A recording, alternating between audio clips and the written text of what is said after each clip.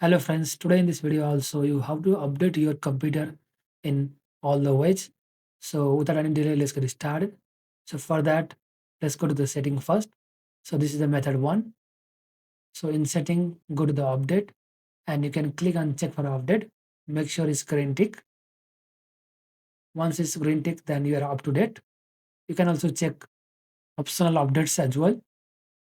So for that, view optional updates.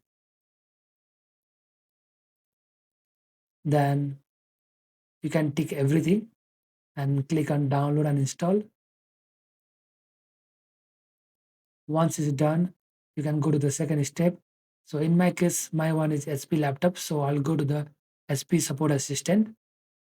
Here you can also update your drivers. Go to the updates. And from here, you can update all the drivers that is required for your laptop. And also the last method is if you want to update the specific driver, then you can go to the official website of the SP. That's SP driver. Then you can detect your laptop by itself, or you can put your computer name and get all the driver necessary for your computer. So in my case, my laptop is HP Lite 8 Flip. So I'll just get that name on the search box over there.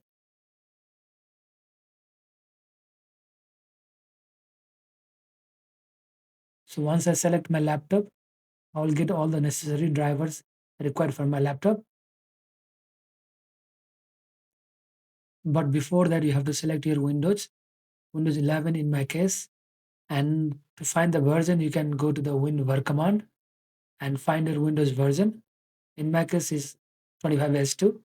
So find one yours and click on the right one. Then you can go to the detect my software and drivers automatically, or you can download the specific driver.